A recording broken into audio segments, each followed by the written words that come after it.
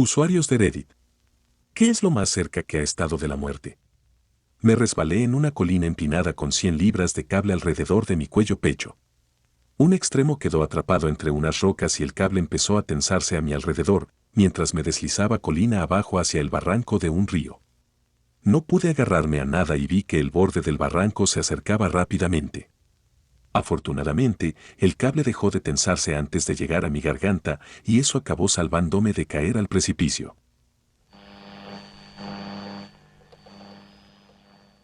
Como era un adolescente tardío que se dirigía a la escuela en tren, esa mañana me sentía como una mierda e incluso vomité a mitad de camino hacia el tren, pero me encogí de hombros.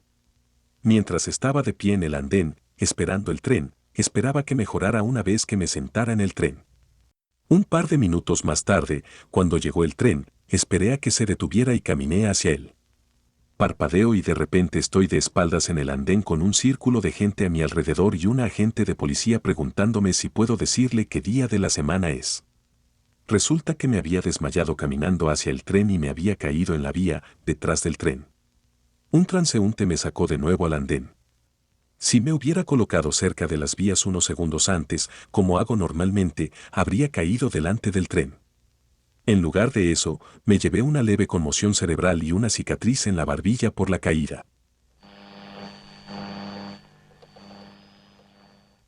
Un accidente en la autopista cuando tenía 12 años. A mi madre se le reventó un neumático, perdió el control del vehículo y acabó girando hasta detenerse frente al tráfico que venía. Un remolque gigante se dirigía hacia nosotros. Tuvimos mucha suerte de que él viera cómo se desarrollaba todo, así que ya había reducido la velocidad y pudo detenerse. Tuve un ataque en la ducha, me aplasté la cabeza contra el grifo al caer y aterricé boca abajo. Me estaba poniendo azul y tenía un corte de 10 centímetros en la cabeza cuando mi novio me encontró. El gato estaba empapado porque se metió en la bañera. Me costó unos 4 minutos de reanimación cardiopulmonar. No me ducho con la puerta del baño cerrada y no me ducho si no hay alguien en el apartamento conmigo.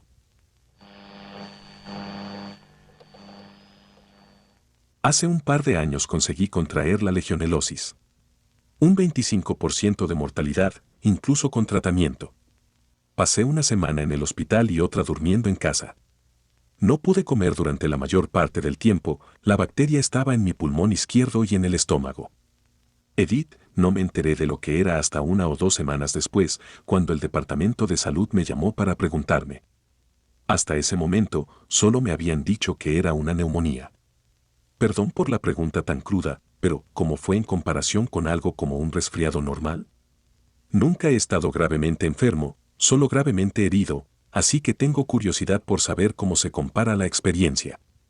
Al principio me sentí un poco como una gripe, y tuve una fiebre de 104 grados Fahrenheit durante 2 días antes de ir a la atención urgente. La fiebre era lo suficientemente fuerte como para que me envolvieran en unas mantas a causa del aire acondicionado. Incluso cuando me llevaron en la ambulancia al hospital, en pleno verano, seguía temblando incontroladamente bajo las mantas. No recuerdo mucho porque siempre entraba y salía de la conciencia. Me salté una flecha roja de giro a la izquierda justo delante de un Chevy 2500 que iba a casi 60 mph. Yo ya estaba parado en el semáforo y había estado esperando a que se pusiera en verde. Era más tarde en el día y el sol estaba posicionado directamente detrás de la luz. Yo, de 16 años, miré hacia arriba y dije, sí, probablemente esté en verde. No, no lo era. De todos modos, me golpeó justo donde las puertas delanteras y traseras se encuentran en el lado del pasajero. La parte del marco que separa las puertas fue empujada hasta el cónsol central, contra el que me golpeé la cabeza.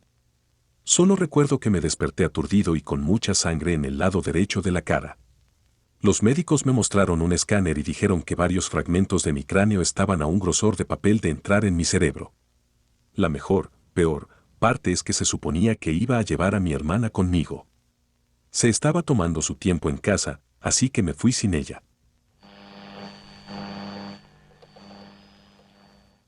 Tenía neumonía, y no me di cuenta de lo grave que era hasta que los médicos probaron 3 fuertes antibióticos, y la infección seguía creciendo, y el líquido se acumulaba en mi pulmón. Me dijeron abiertamente que no sabían por qué crecía la infección, solo que era resistente a los 3 antibióticos que habían probado. Me pusieron 2 sueros durante 4 días, pero la infección no desaparecía.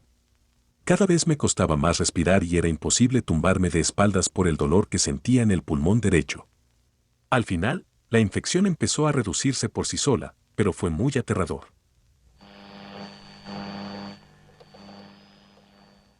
Casi pisé una serpiente de cascabel del Mojave cuando estábamos a kilómetros de la civilización y en ninguna parte cerca de una carretera.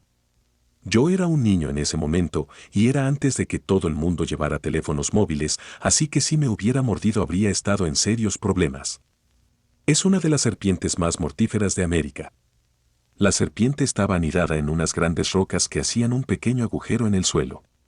Iba a meterme en él porque se veía bien, pero justo antes de hacerlo, tuve un presentimiento de que no debía hacerlo. Confié en mi instinto y examiné bien la zona que tenía delante. Me llevó un rato, pero finalmente vi una pequeña cría de cascabel del Mojave justo donde iba a pisar. Una de las pocas veces que he experimentado que mis instintos me protegen así. La verdad es que es genial, casi parece un superpoder cuando ocurre. Una vez fui a montar en una montaña rusa en un parque de atracciones y estaba en la cola de la penúltima fila. La montaña rusa tenía 2 asientos por fila, y cuando me tocó subir, decidí montarme en el asiento de la izquierda. No tengo ni idea, pero por algún impulso, decidí ir al asiento de la derecha. No había nadie en la cola de mi fila conmigo, lo que significaba que lo tenía todo para mí. Supuse que sería más fácil salir ya que el pasillo de la derecha estaba más cerca de la salida cuando la montaña rusa se detuviera. El asistente viene y empuja hacia abajo todas las barras de seguridad, incluyendo la del asiento izquierdo para que no salga volando por todas partes. Después de la segunda bajada importante de la montaña rusa, oí un fuerte chasquido y miré a mi lado. La barra de seguridad del asiento izquierdo se había levantado y ahora salía disparada por todas partes.